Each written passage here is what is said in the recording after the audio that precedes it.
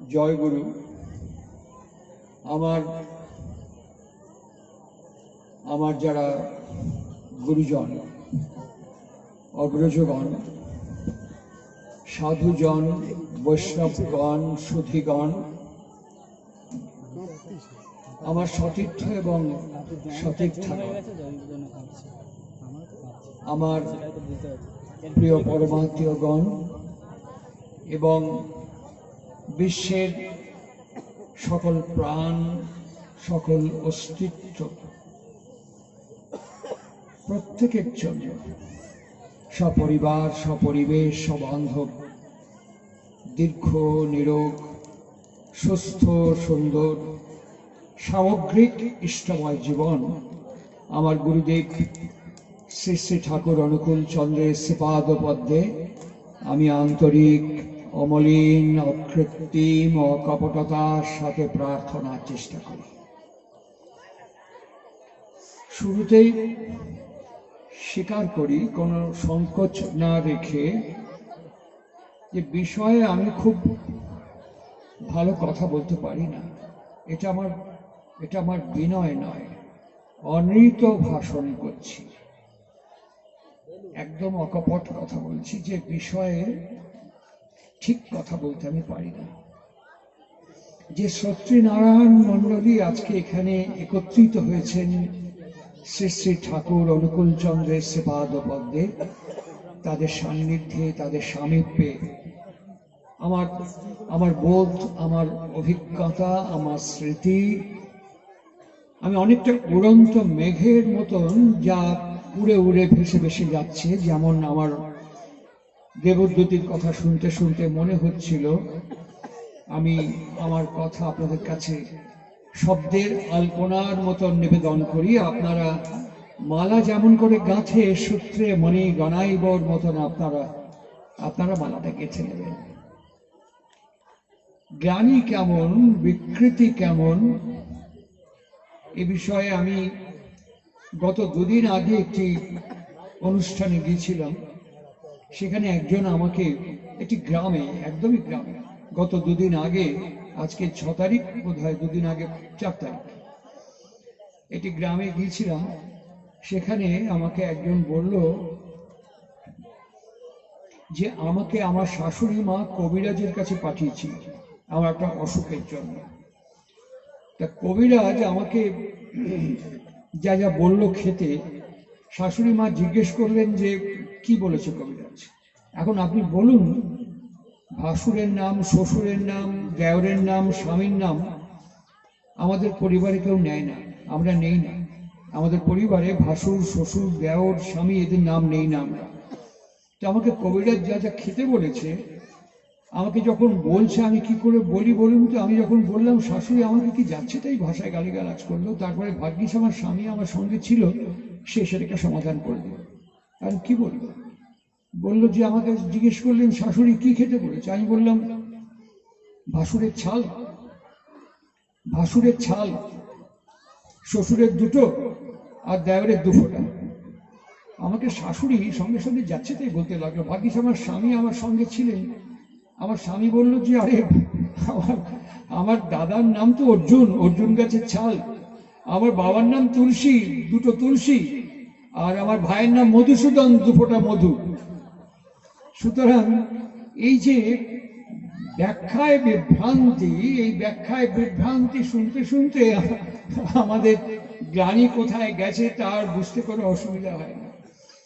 এই যে দুর্গাপূজা, গত দুর্গাপূজা গেছে, গত দুর্গাপূজার আগে শোভাবাজার রাজবাড়িতে আমাদের বাংলার প্রণম্য কথা শিল্পী, প্রতিষ্ঠিত শিল্পী শীর্ষেন্দু মুখোপাধ্যায় এবং আমি দুজনে গেছি।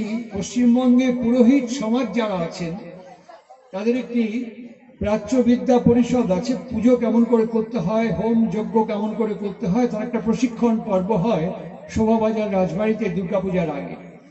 তা সেইটার উদ্বোধন অনুষ্ঠানে রামকৃষ্ণ মিশনের স্বামী জ্ঞানলোকানন্দ, শীর্ষেন্দু মুখোপাধ্যায় এবং আমি সেখানে গেছি। সেখানে যখন গেছি, পুজোর বিজ্ঞান পুজোর কথা শুনছি, সেই শোভাবাজার রাজবাড়িতেই একজন আমাকে দাঁড়িয়ে বিশাল রাজবাড়ির আঙিনায় গল্প করছেন যে জানেন আমাদের বাড়িতে দীর্ঘদিনের পূজা, সে দেব পরিবার থেকে হয়ে আসছে বহুদিনের পুজো। তো আমাদের যে পরম্পরা হয়ে আসছে, পরম্পরাতে আমার পূর্বপুরুষ তার 101খানা বিড়াল ছিল, 101টা বিড়াল ছিল, এবং তিনি যখনই যেখানে রাজবাড়িতে ঘুরেছেন বিড়াল তার পেছন পেছন গেছে। এখন ওই গিন্নিমা তিনি দুর্গাপূজার মণ্ডপে এসে যখন বসেছেন 101টা বিড়াল এসে পাশাপাশি বসেছে। আমাদের যে পারিবারিক কুল পুরোহিত তিনি বললেন, আরে মা, এই বিড়াল যেন এখানে না চলে আসে, আরে মহা মুশকিল, বিড়াল ঢুকে গেলে কিন্তু মুশকিল হয়ে যাবে। তখন ওই গিন্নিমা বললেন, এক কাজ করো, 101টা চুবড়ি নিয়ে এসো, ধামাচাপা দেওয়ার মতন 101টা চুবড়ি নিয়ে এসো। তখন নায়ক গোমস্তার 101টা চুবড়ি নিয়ে আসলো, নিয়ে এসে ওই প্রত্যেকটা বিড়ালকে চাপা দিয়ে 101টা বিড়ালকে চাপা দিয়ে রেখে দিল। সেই দেখতে দেখতে আমরা অভ্যস্ত হয়ে এসেছি যে দুর্গাপূজার সময় বিড়াল চাপা দেওয়া থাকে। এখন যে পুরোহিত পুজো করতে এসছি, আমি বললাম, ঠাকুর মশাই আপনার পুজো কিন্তু ঠিক হচ্ছে না। আমি কেন? আরে আমাদের পরম্পরা থেকে দেখে আসছি যে বিড়াল চুবড়িতে চাপা দেওয়া থাকে। আরে নন্দিকেশ্বর মতে, বৃহৎ নন্দিকেশ্বর মতে, কালিকা পুরাণ মতে দুর্গাপূজা দেখুন আপনি বই, কোথাও বিড়াল চাপা দেওয়ার মন্ত্র বিধি বিজ্ঞান কোথাও নেই। আরে দূর মশাই আপনার নন্দিকেশ্বর আর কালিকা পুরাণ, আমরা দেখে আসছি বরাবর এটা, আপনি বিড়াল চাপা দিন এখানে 101টা। সে পুরোহিত তখন গল্প করছেন যে বাধ্য হয়ে 2-4টে বিড়াল নিয়ে এসে চুবড়িতে চাপা দিয়ে পাশে রেখে দিয়ে পুজো করতে হলো। এই আমাদের ব্যাখ্যায় বিভ্রান্তি, বোঝায় ভুল, এবং আমাদের চলার মধ্য দিয়েই যে ক্রমাগতি হারা হয়ে যায়, এখান থেকে আমরা বুঝতে পারি কি সাংঘাতিক পরিমাণ বিকৃতি আমাদের মধ্যে ঘটেছে। ঠিক এইরকম বিকৃতির প্রেক্ষিতে দাঁড়িয়ে থেকে আমি যার কাছে, এই যে রসরাজ এইমাত্র বাজিয়ে গেল করতাল, প্রায় এরকম সময় কি আরো ছোট থেকে যার সামীপ্য, যার সান্নিধ্য আমি উপভোগ করেছি, আমি কাটিয়েছি, তার কাছে একটা মূর্খ মানুষ, একটা লেখাপড়া না জানা মানুষ, একটা অজ্ঞ মানুষ যদি বসে থাকতেন, শুধু দেখতে দেখতে, শুধু তার আচরণ মালা, তার চারিত্রিক দীপনা, তার হাঁটা চলা দেখতে দেখতে একটা মানুষ জীবনের অনেক পাঠ গ্রহণ করতে পারত। কেমন সে পাঠ? তার একবার ডান দিকটায় প্যারালিসিস হয়ে গিয়েছিল ঠাকুরের, 1957 ডান দিকটায় প্যারালিসিস হয়ে গিয়েছিল। কেন হয়েছিল জানেন? আগে ঠাকুরকে পায়ে হাত দিয়ে লোকে প্রণাম করত, ঠাকুরের কাছাকাছি চলে আসতো, তারপরে ডিস্টেন্স তৈরি করা হয়েছিল। একজন প্যারালিসিস হয়ে যাওয়ার রোগী ভক্ত শিষ্য, তিনি এসে হঠাৎ করে ঠাকুরের দুটো পা জড়িয়ে ধরে বললেন যে আমি খুব গরিব মানুষ, আমি চিকিৎসা করতে পারবো না, আমার আপনি পরম পিতা, আপনি ঠাকুর, আপনি আমার রোগটা নিয়ে নিন, আমাকে আপনি ভালো করে দিন। বলে পা দুটো বুকের মধ্যে জড়িয়ে ধরে সমানে চিৎকার করে বলতে লাগলেন। ঠাকুর সঙ্গে সঙ্গে তার ডান দিকটা মুখটা দেখতে শুরু করলো, ডান হাতটা পড়ে গেল এরকম করে। ঠাকুর সঙ্গে সঙ্গে ইশারা করে কি রে, ইশারা কয় কি, বলতে বলতে ঠাকুর প্যারালিসিস হয়ে গেলেন, ডান দিকটা পড়ে গেল ঠাকুর। তাকে তো সরিয়ে নিয়ে যাওয়া হলো। আশ্চর্যের বিষয়, সেই মানুষটি কিন্তু যে অবস্থায় ঠাকুরের কাছে এসেছিলেন, সুস্থ অবস্থায় হাঁটতে হাঁটতে ফিরে গেলেন। তারপর চিকিৎসক মন্ডলী আসলেন, নানান বিধি ব্যবস্থা, চিকিৎসার পর ঠাকুরকে প্রত্যেক দিন 200 মিটার হাঁটতে বলেছিলেন। ঠাকুর যখন হাঁটছেন, হাঁটতে হাঁটতে পেছন পেছন চেয়ার নিয়ে, জল নিয়ে, ঘটি নিয়ে, তামাক নিয়ে, গড়গড়া নিয়ে, ছাতা নিয়ে অসংখ্য ভক্তবৃন্দ যাচ্ছে। ঠাকুর খুব ছোট্ট ছোট্ট পা ফেলে হাঁটতেন, লম্বা লম্বা পা ফেলে হাঁটতেন, খুব দ্রুত হাঁটতেন, অসম্ভব দ্রুত। আমার স্মৃতিতে আছে, আমি তখন ছোট, ঠাকুর হেঁটে যাচ্ছেন, আমি দৌড়েছি ঠাকুরের সঙ্গে, এটা আমার খুব ভালো স্মৃতিতে আছে। এত ছোট ছোট পা ফেলে ফেলে হাঁটতেন, কিন্তু খুব ক্ষিপ্র, তীব্র, দ্রুত গতিতে তিনি হেঁটে যাচ্ছেন। হাঁটতে হাঁটতে স্প্যাজম হচ্ছে, হাঁপিয়ে যাচ্ছে, কিছুক্ষণ দাঁড়িয়ে গেছেন, হাঁপাচ্ছেন, সঙ্গে সঙ্গে চেয়ার দেওয়া হচ্ছে, চেয়ারের মধ্যে বসেছেন, বসে হাঁপাতে হাঁপাতে বলছেন, আর আর আর কতটুকু বাকি আছে? সবাই বলেন এই যে ওইটুকু হয়েই গেছে, থাক, আর যেতে হবে না। সব ভক্তজন ঠাকুরকে যাজন করছেন, সমস্ত ভক্তবৃন্দ শিষ্যগণ ঠাকুরকে যাজন করছেন, অনেক হয়েছে, বাকিটা আগামীকাল হবে, আর যেতে হবে না। ঠাকুর বসে বসে চেয়ারে শুনছেন, ক্যামেরা যেমন প্যান করে পাশ থেকে পাশ, সবার দিকে তাকাচ্ছেন এবং সবার কথা শুনলেন। শোনার পরে যে স্প্যাজমটা, দমটা একটু কমলো, তিনি উঠে দাঁড়ালেন, দাঁড়িয়ে বললেন, চল বাকিটুকু শেষ করে ফেলে, বলে বাকিটুকু হাঁটলেন। ইনকমপ্লিট কোনো কাজ তার কাছে কখনো দেখিনি, অসম্পূর্ণ কোনো কাজ তার চরিত্রের মধ্যে কখনো দেখিনি। আমার বাবা একদিন ঠাকুরের কাছে বসে আছেন, আমিও আছি, আমার কাকাও আছেন। সৎসঙ্গের সেই সময় সাধারণ সম্পাদক, তার নাম হচ্ছে জ্ঞানেন্দ্র বিকাশ গোস্বামী। তিনি দূর দিয়ে হাঁটতে হাঁটতে যাচ্ছেন। ঠাকুর হঠাৎ এখান থেকে দাঁড়িয়ে জ্ঞানেন্দ্র বিকাশ গোস্বামীকে বলছেন, এই জ্ঞান, এই শালা কনে চললু। জ্ঞানদা ওখান থেকে ছুটে এসে ঠাকুরকে প্রণাম করে হাসতে হাসতে বলছেন, আগে অফিসে যাচ্ছি। ঠাকুর বললেন, খুব ভালো, আসো। আমার বাবা ঠাকুরকে বললেন, ওই লোকটা ওই বুড়ো দিয়ে যাচ্ছে, আপনি এখান থেকে শুধাই লোকটা ক্যাংলায় কাছে ডেকে আনলেন কেন? ঠাকুর বাবার দিকে তাকিয়ে বলছেন, তুই সকাল থেকে রাত্রির পর্যন্ত আমার এখানে খালি বসে থাকিস, আমার লোক আপ্যায়নী, লোক উচ্চেতনী ব্যবহার দেখেই সারা টের পেয়ে যাবি মানুষের সাথে কেমবায় ব্যবহার করা লাগে। আমরা ব্যবহারটা ভালো করে করতে শিখিনি। ব্যবহারটা যে বিজ্ঞান, কথা যে বিজ্ঞান, আমরা সবটা ভালো করে আয়ত্ত করতে পারি না। বিখ্যাত ব্যক্তিত্ব, বিখ্যাত চিকিৎসক ডক্টর রেমন্ড মোডি, তিনি একটি অদ্ভুত কথা বলছেন। তিনি বলছেন যে আপনার যদি কোনো পোষা বাঁদর থাকে বাড়িতে, আপনি হয়তো বাথরুমে গেছেন, আপনার এই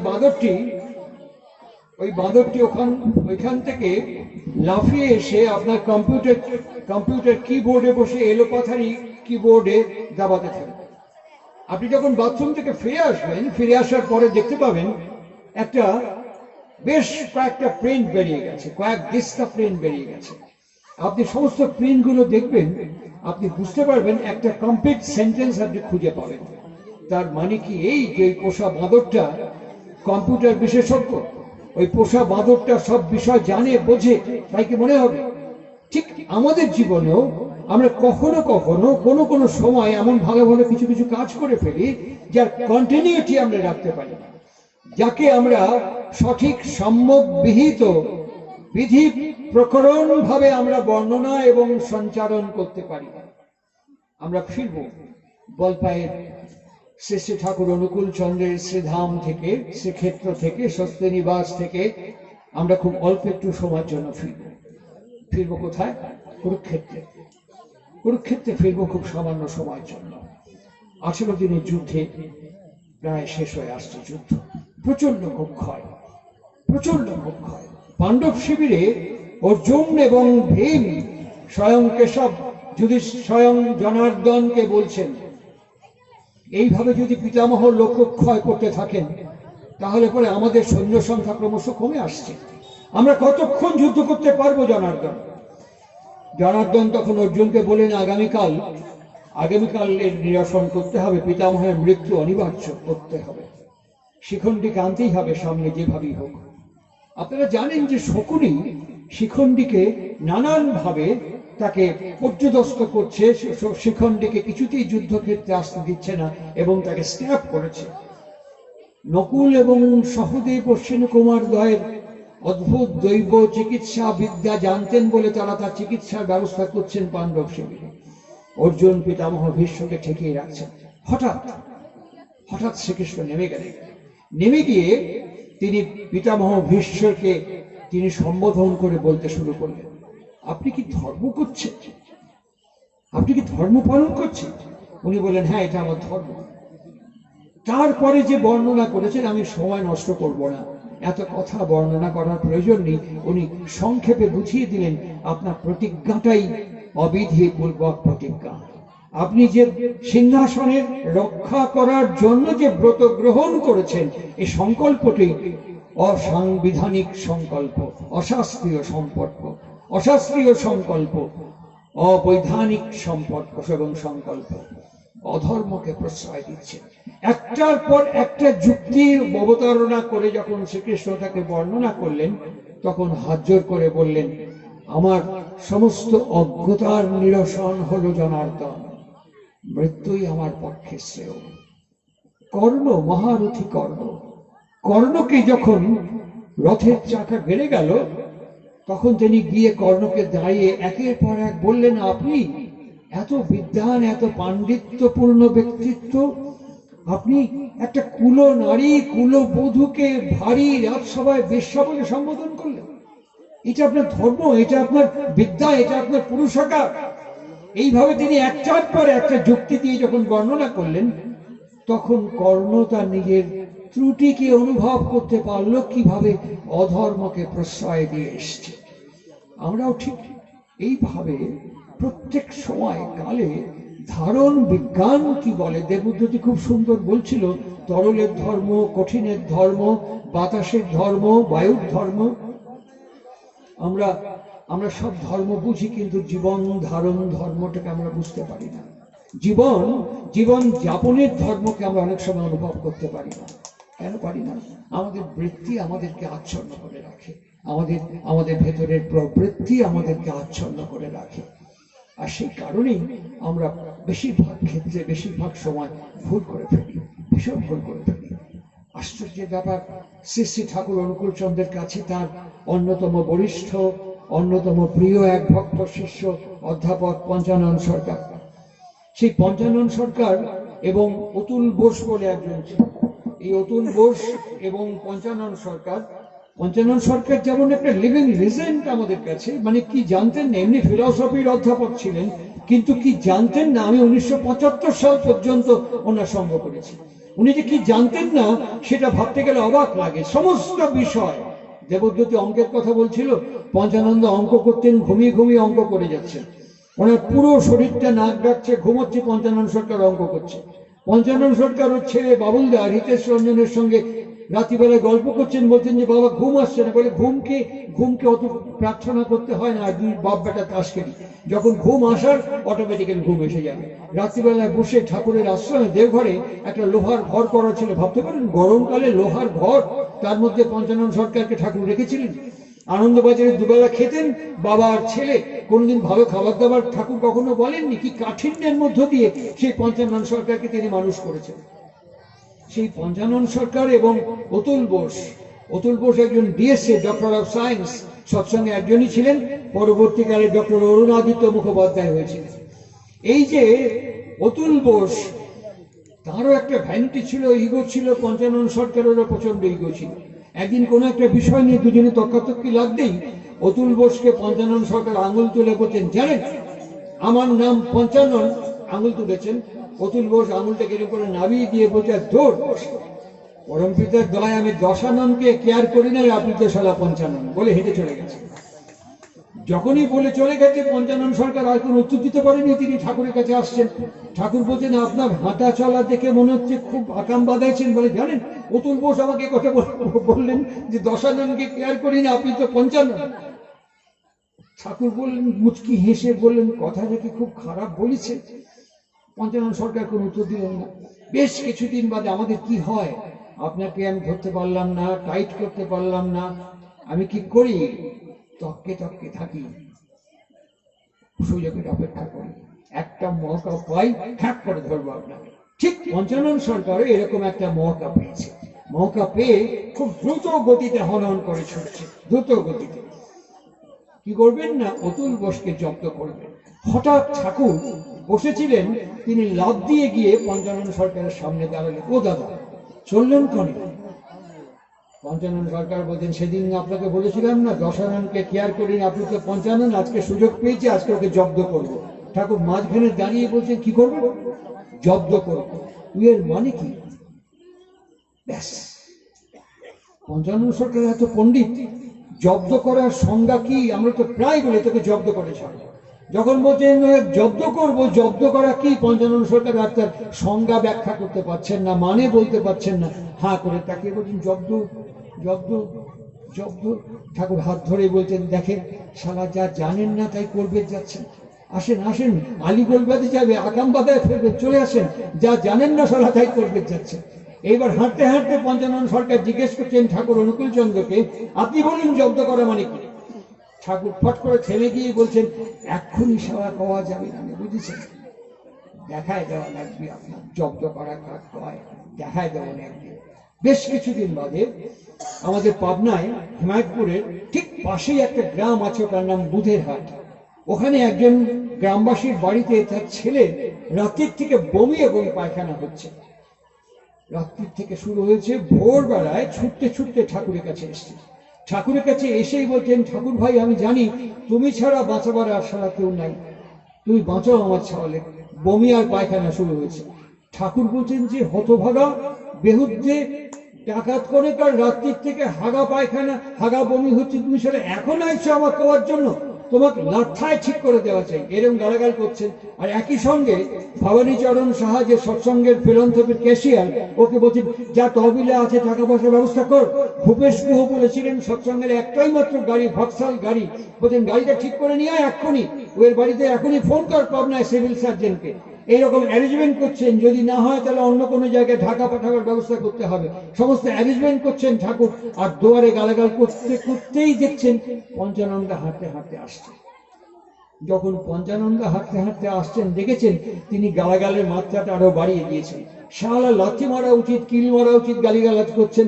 আর সেই ভদ্রলোক ঠাকুরের পা দুটো বুকের মধ্যে জড়িয়ে ধরে বলছেন, ঠাকুর ভাই তুমি আমাকে মারো ধরো যাই করো, আমি জানি তুমি ছাড়া সারা আমার বাঁচাবার কেউ নাই, ঠাকুর আমার আর বাঁচাবার কেউ নাই। ঠাকুর ফট করে থেমে গেলেন পঞ্চানন্দাকে দেখে। ও পঞ্চানন্দা, আপনি আমাকে করছিলেন না জব্দ করা কাক কয়, এই দেখেন ছেলে এত গাল পাচ্ছি, এত গাল পাচ্ছি, ঠ্যাং সারা ছাড়েই না, ঠ্যাং বুকের মধ্যে সবটায় জড়ায় ধরেছে, এর নাম হচ্ছে জব্দ করা। আপনি সেদিন যা করতে যাচ্ছিলেন সেটিকে এইরকম না অন্য কিছু। আপনি যা করতে যাচ্ছিলেন দুটো মুখ দুদিকে সরে যেত, কারোর সাথে দেখা সাক্ষাৎ হতো না, মনোমালিন্য তৈরি হতো, দূরত্ব তৈরি হতো, সম্পর্ক বিচ্যুত হয়ে যেত। আর আমি যা করলাম ও আমার ঠ্যাং আর ছাড়ে না, বুকের মধ্যে সবটায় রেখেছে। এই যে ব্যবহার বিজ্ঞান কাকে বলে, এখন ইন্ডিয়ান বিহেভিয়ারাল সায়েন্স তৈরি হয়েছে, বিভিন্ন সংশোধনাগার, এখন তো জেলখানা বলে না, এখন বলে সংশোধনাগার। বিভিন্ন সংশোধনাগারে আমি যতটুকু খবর রাখি 70 জন রামকৃষ্ণ মিশনের সন্ন্যাসী বৃন্দ বিহেভিয়ারাল সায়েন্স ওখানে ট্রেনিং দিচ্ছেন এবং পড়াচ্ছেন, এবং কয়েদিদেরকে আস্তে আস্তে আস্তে আস্তে পরিশুদ্ধ করে তোলবার চেষ্টা করা হচ্ছে। ব্যবহার যে বিজ্ঞান, এই ব্যবহার বিজ্ঞানটা আমরা ভালো করে জানি না, আমরা ভালো করে বুঝতে পারি না। সুতরাং প্রত্যেকটি মুহূর্তে প্রত্যেকটি ক্ষেত্রে আমাদের জীবনকে যাপন করতে গিয়ে বারে বারে আমরা হোঁচট খেয়ে পড়ে যাই, বারে বারে আমরা আছাড় খেয়ে পড়ে যাই, বারে বারে আমরা অসুস্থ হয়ে পড়ে যাই। ঠাকুর অনুকূল চন্দ্রের কাছে এরকম এরকম অসংখ্য অজস্র ঘটনা। ঠাকুরের কাছে দুজন মানুষ ছিলেন, একজনের নাম হচ্ছে শৈলমা, একজনের নাম হচ্ছে রমণের মা। এই রমণের মা এবং শৈলমার মধ্যে দেখা হলেই ঠিক দাঁড় বটি যেমন হয়, মানে কি বলে আদা কাঁচকলা যেমন হয়, বেজি এবং সাপের যে রিলেশন হয়, সেরকম দুজনে বসলেই মুখে মুখি চোখে চোখি হলেই ঝগড়া বেঁধে যেত। ঠাকুর হঠাৎ একদিন শৈলমাকে বলছেন, এই তুই তো আমার এখানে বসে বসে সময় বিতাচ্ছিস, আনন্দবাজারে যা না, একটু তরকারি কুটে দিয়ে গা। যখন বললেন শৈলমা চলে গেলেন তরকারি কুটতে।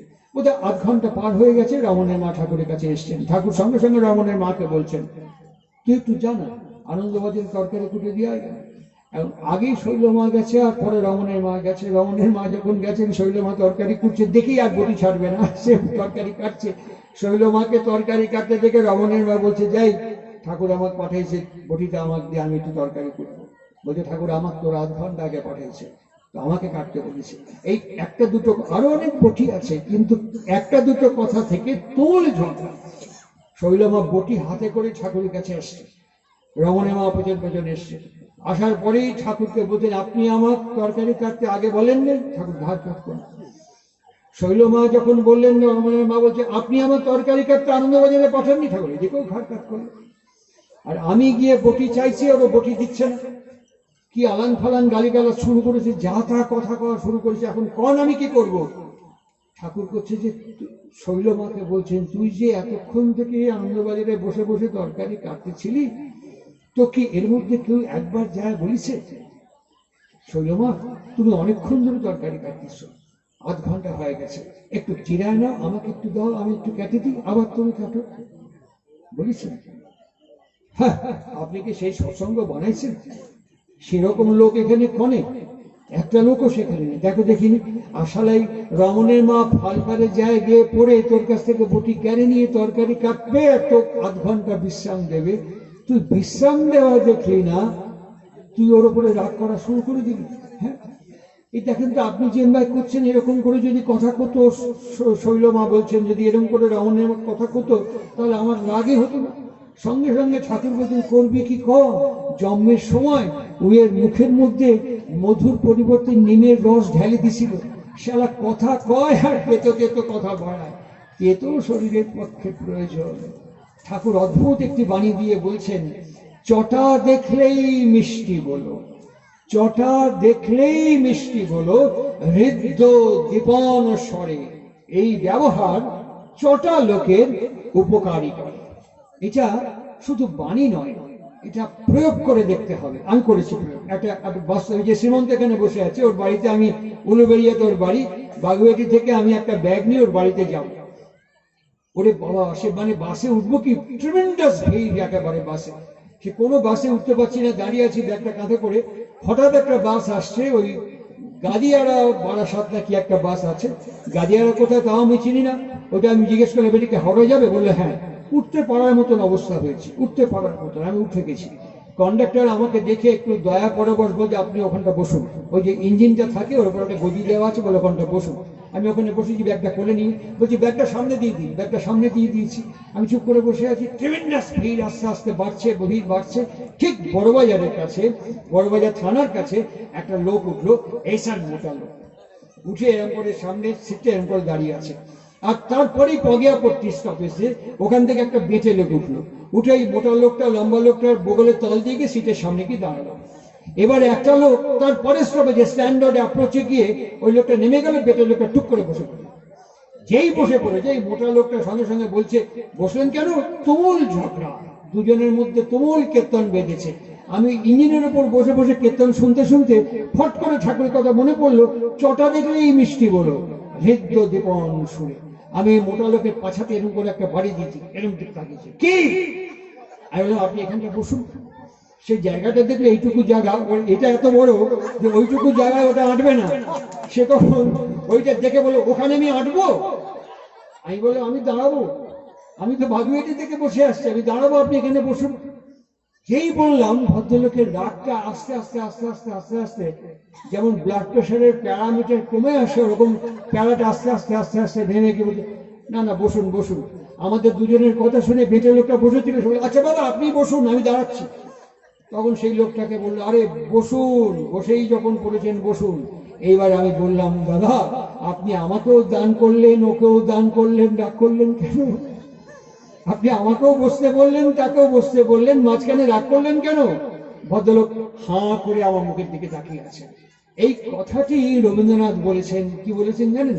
হৃদয় আমার চাই যে দিতে, কেবল নিতে নয়, বয়ে বয়ে বেড়ায় সেটার যা কিছু সঞ্চয়।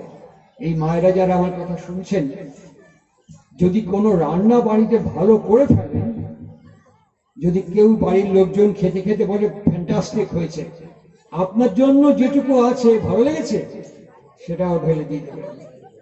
আপনি হয়তো আপনার কপালে জুটলই না, আমরা খোঁজও নিলাম না আপনি খেলেন কি খেলেন না, কিন্তু ওই যে আমরা খেয়ে তৃপ্তি পেলাম, তাতেই আপনার সবচাইতে বড় তৃপ্তি, পেট ভরে গেল, মন ভরে গেল। হৃদয় আমার চাই যে দিতে। আমি অনেকে জিজ্ঞেস করেছি, আচ্ছা আপনি যা সারা জীবনে উপার্জন করেছেন, সমস্ত জীবনভর আপনি যে উপার্জন করেছেন, সেটা কি আপনি একা একা খেয়েছেন? আর দূর, খাওয়া যায় একা একা? আপনি যতটা বড় বাড়ি বানিয়েছেন, ওই সমস্ত বাড়িটা জুড়ে কি আপনি একাই ঘুমান? আরে দূর, কত বড় জায়গা ঘুমানো যায়? আপনার জন্য দরকার 3.5 হাত জায়গা, এর বেশি জায়গা দিলেও আপনি এনজয় করতে পারবেন না, অকুপাই করতে পারবেন না। আমার শরীর যতটুকু, তার চেয়ে বেশি জায়গা আমি নিতে পারবো না। কিন্তু তাকিয়ে দেখবেন, এইটুকু জায়গা নিয়ে হাইকোর্টে লক্ষ লক্ষ টাকা খরচ করে মোকদ্দমা হচ্ছে, 1 হাত জায়গা নিয়ে মোকদ্দমা হচ্ছে। কিন্তু আমার দরকার মাত্র 3.5 হাত জায়গা। আমি যতটুকু খেতে পারি, আমার খাওয়া নিয়ে দেখবেন কি অশান্তি, ভাগাভাগি নিয়ে কি অশান্তি। এগুলো করছে কে? এগুলো হচ্ছে কেন? এগুলো কি প্রয়োজনে ঘটছে? আপনারা তো এই গ্রামে থাকেন, অনেকেরই সমুদ্র বাড়িতে গরু দেখলাম, ওর বউ গরু তুলে দিয়ে তারপরে আমাদের সাথে আসলো। আচ্ছা আপনারা কখনো শুনেছেন আমার জীবনে আমি শুনিনি, আপনারা শুনেছেন কিনা জানি না। এই যে 12ই জানুয়ারি গেল, 23শে জানুয়ারি গেল, 26শে জানুয়ারি গেল, প্রায় শুনবেন আমাদের নেতা নেত্রী, আমাদের মনীষী বৃন্দ তারা প্রায় বলেন আমাদের মানুষের মতো মানুষ হয়ে উঠতে হবে।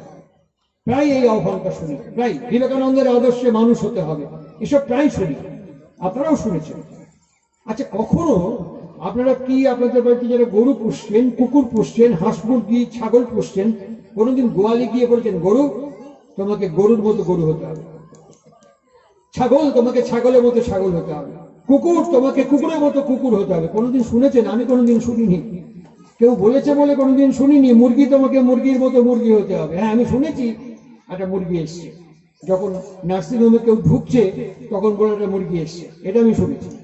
যখন কোনো অন্য কোনো জায়গায় কেউ যাচ্ছে বলছে একটা মুরগি পেয়েছি, আমি মুরগি পেয়েছি মানে আমি একটা বুঝতে পারলাম তখন মধ্যে থেকে কোতল করবে আর কি, ছাড়িয়ে নেবে, আমার কোনো প্রয়োজন নেই।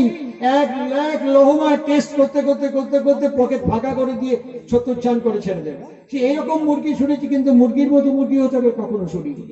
একমাত্র মানুষের বেলায় শুনবেন মানুষের মতো মানুষ হতে হবে। যারা আমাদেরকে মার্গ উন্মোচন করেছেন, যারা সনাতন পন্থায় বিশ্বাস করেন, যারা সনাতনী মতকে মানেন, তারা জানেন শ্রীমৎ ভগবত গীতায় ওটা ভাগবত না, ওটা ভগবত।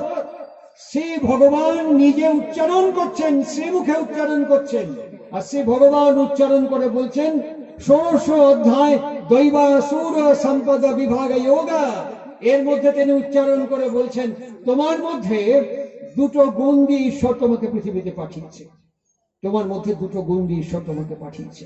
কি গুণ? একটা দানবীয় গুণ আর একটি দৈব গুণ, একটি আসরী বিদ্যা আর একটি দৈব বিদ্যা। এই দুটো বিদ্যা তোমার মধ্যে, দুটো সম্ভাবনা তোমার মধ্যে দিয়ে পাঠিয়েছে। আর এগুলো 3টে গুণ দিয়ে বাঁধা আছে, একটা সত্য, একটা রজ, একটা তম, এই দিয়ে বাঁধা আছে। আর এই গুণগুলো বিভিন্ন ইন্দ্রিয়ের মধ্য দিয়ে প্রকাশ হবে, চক্ষু কর্ণ নাসিকা জিহ্বা ত্বক, এর মধ্য দিয়ে এই গুণগুলো একটু একটু করে প্রকাশিত হবে। আর এইগুলোকে তুমি এনজয় করতে পারবে। এই যে গুণগুলোকে যে আমাকে পাঠিয়েছে, আমার মধ্যে দুটো গুণই আমার মধ্যে রয়েছে। তাই দেখবেন একটা মানুষ খুব রেগে গেল, রেগে যাওয়ার পরে আবার শান্তও হয়ে গেল। আমি দেখেছি, আপনারা জানেন সে এখন বোধহয় কোন জেলে আছে, তার নাম শেখ বিনোদ। আমি অনেক জায়গায় কথাটা বলেছি। শেখ বিনোদ, তাকে ধরবার জন্য পশ্চিমবঙ্গ বামফ্রন্ট আমল, তাকে ধরবার জন্য গড়িয়ায় বাঘের খোল বলে একটা জায়গা আছে, সেখানে পুলিশ খবর পেয়েছিল এখানে লুকিয়ে আছে। এন্টার এরিয়া কর্ডন করে পুলিশ যখন চেষ্টা করলো, একটা ছোট্ট খাল পার হয়ে সাঁতরে সে বেরিয়ে গেল, পুলিশ থেকে ধরতে পারেনি। তারপরে পুলিশ ট্রেস পেল যে সে একটি হিন্দু মেয়েকে বিয়ে করেছে, সেই মেয়েটি সন্তান সম্ভব এবং একটি সন্তান প্রসব করেছে শ্যামবাজারে পাঁচমাথার মোড়ের কাছে ন্যায়রত্ন লেনে নার্সিংহোমের নাম হচ্ছে ড্রিমল্যান্ড নার্সিং হোম, সেখানে একটি বাচ্চা প্রসব করেছে ছেলে। পুলিশ গিয়ে ওই বউটিকে ধরলো, ধরে বললো তুমি বিনোদকে ফোন করো। আমি হ্যাঁ ফোন করে বলো তোমার ছেলে হয়েছে, তোমার ছেলেকে বাবা যেন একবার দেখতে আসে। বিনোদকে যখন তার বউ ফোন করে জানালো, বিনোদ আসছে। আর সমস্ত পুলিশ ডাক্তার নার্সের সরিয়ে দিয়ে ওরকম অ্যাপ্রন পরে, ডাক্তারের পোশাক পরে তারা ওই সমস্ত নার্সিংহোমটা সিভিল ড্রেসে ঘিরে দাঁড়িয়ে আছে। এবার লাস্টে যখন বিনোদ এসে গিয়ে ফোন করছে আমি এসে গেছি, তখন নিচে বলছেন যে দেখো তোমার কাছে যে অস্ত্র আছে, রিভলভার আছে, তুমি ওটা কোনো সাঙ্গাতকে দিয়ে এসো। বাবা ছেলের মুখ দেখবে, কোনো অস্ত্র হাতে করে যেন মুখ না দেখে। এমনি বাবা তার ছেলেকে মুখ দেখতে আসছে। দুটো রিভলভার তার এক সাকরাদের হাতে দিয়ে খালি হাতে গিয়ে যখন এই ছেলেটাকে কোলে নিয়েছে, পুলিশ পিস্তল থেকে তাকে অ্যারেস্ট করে ফেলল। দেখুন, এই মানুষটিকেই সাংঘাতিক ত্রাস বলে মনে হয়, ভীষণ ত্রাস বলে মনে হয়। উৎপাত করে মেরেছে বহু মানুষকে। এই মানুষটাই অস্ত্র ত্যাগ করে নিশ্চিন্তে নির্দ্বিধায় একটা বাবা হিসেবে তার সন্তানকে আদর করবার জন্য, দেখার জন্য ছুটে যাচ্ছে। একই মানুষের শরীরে দুটো গুণ, একই মানুষের শরীরে দুটো প্রবাহ, একই মানুষের শরীরে দুটো স্রোত। আমরা কোন স্রোতটাকে গ্রহণ করব? একই রকম স্রোত নয়, একই রকম পরিবেশ নয়। আগে যারা আমরা এই গ্রামে গঞ্জে, আমাদের বাগুইয়াটিও গ্রাম ছিল এক সময়, আগে যারা আমরা বাগুইয়াটিতে ডাক্তার দেখিয়েছি, মিক্সচার দিত আর পুড়িয়া দিত। এই 3 দাগ খেতে হবে, 3টে পুড়িয়া খেতে হবে। এখন মিক্সচার উঠে গেছে, পুড়িয়া উঠে গেছে, এখন ডাক্তার আর প্যাড, গেলে পরেই 800, 1000, 1200 ফেলে দাও, আর একবার দেখে নিয়ে সঙ্গে সঙ্গে খসখস করে ছিঁড়ে প্যাডটা ধরিয়ে দিল, যা নেক্সট, চলে গেলাম।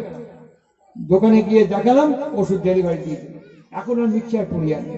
এখন যদি গিয়ে বলি আমরা যে আমাদেরকে পেনিসিলিন দেবেন, লোকে হাসবে। এখন যদি গিয়ে বলি টেরামাইসিন, টেট্রাসাইক্লিন, সুবামাইসিন ক্যাপসুল দেবেন, লোকে হাসবে আমাদের দিকে তাকিয়ে। কেননা এখন ব্যাকটেরিয়া অনেক অনেক উন্নত হয়ে গেছে, এখন প্যারাসাইট অনেক উন্নত হয়ে গেছে। সুতরাং সেই অনুযায়ী এখন আর অ্যান্টিবায়োটিক সেলের নেই, এখন মাল্টিপল অ্যান্টিবায়োটিক এসছে, আমরা এটাকে বিশ্বাস করে নিয়েছি। এখন হাইব্রিড এসছে, আমরা এটাকে অ্যাকসেপ্ট করে নিয়েছি। আগে গরু গাড়ি চলতো, এখন আর গরু গাড়ি চলে না। রিক্সাও উঠে যাচ্ছে, এখন মোটর বসে গেছে রিক্সায়, সমস্ত রিক্সায় ভ্যানে এখন মোটর বসে গেছে। এই গতি প্রবাহকে আমরা স্বীকার করে নিয়েছি।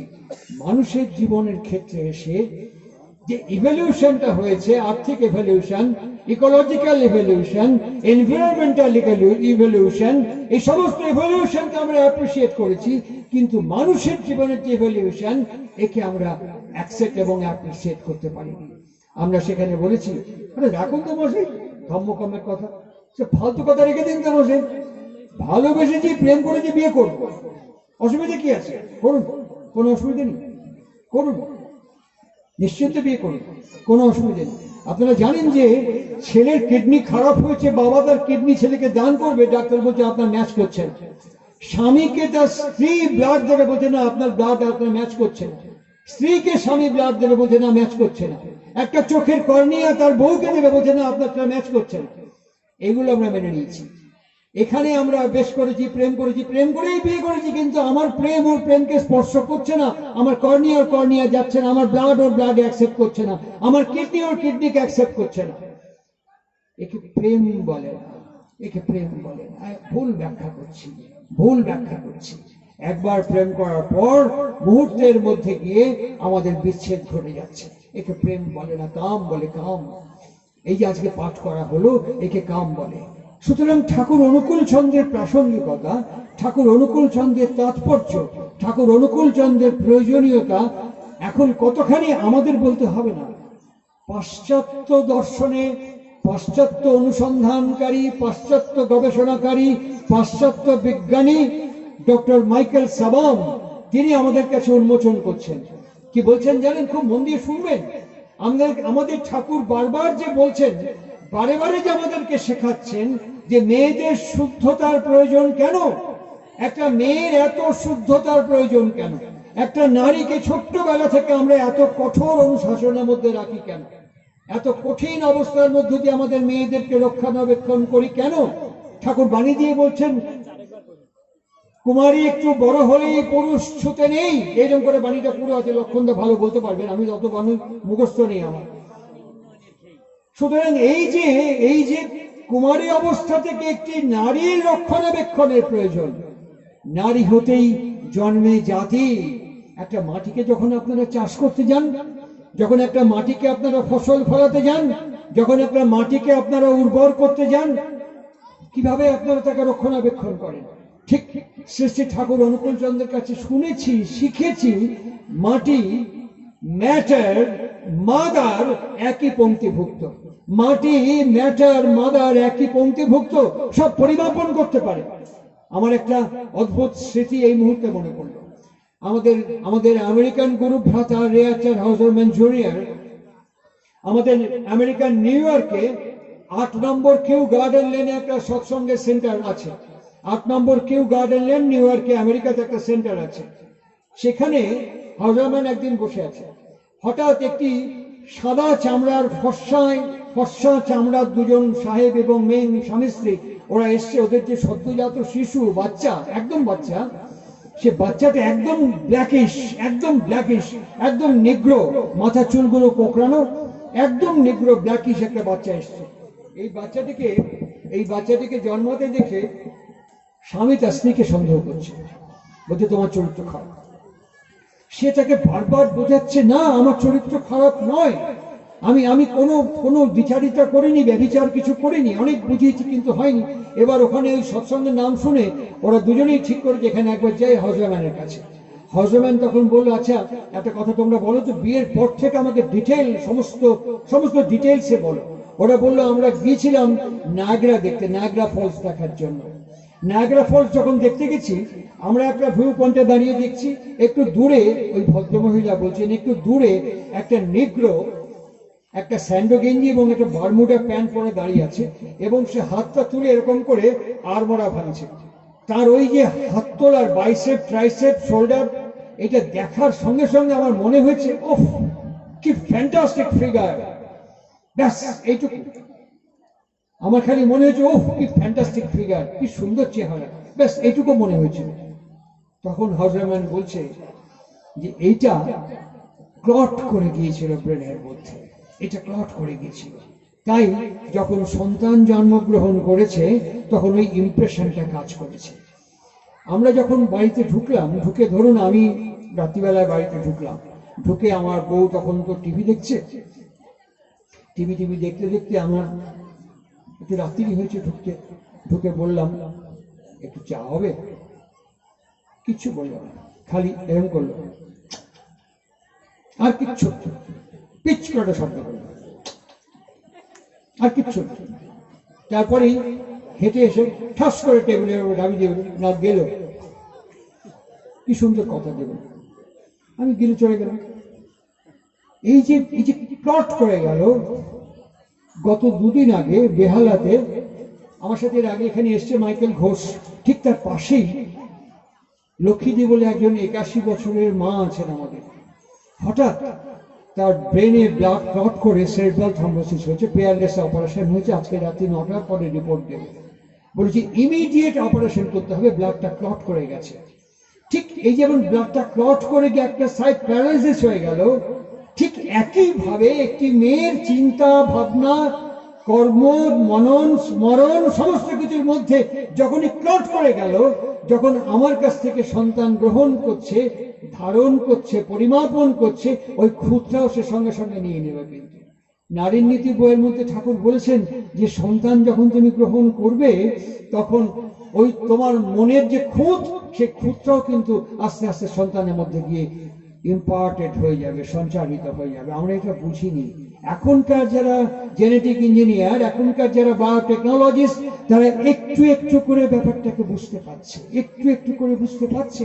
তার মধ্যে ডক্টর মাইকেল সাবাম আমাদেরকে বলছেন এই কথাটা শ্রী শ্রী ঠাকুর অনুকূল চন্দ্র হিমায়তপুরে বলেছেন, আর ডক্টর মাইকেল সাবাম এখন দাঁড়িয়ে কথাটা বলছেন।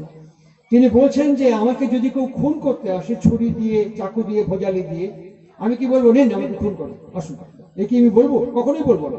আমাকে যখন খুন করবে তখন আমি বাধা দেওয়ার চেষ্টা করব, প্রাণপণে বাধা দেওয়ার চেষ্টা করব। আমাকে যদি গুলি করে আমি প্রাণপণে বাধা দেওয়ার চেষ্টা করব। কিন্তু যখন পারলাম না, আমি মারা গেলাম, আমার দেহ থেকে প্রাণটা বেরিয়ে গেল।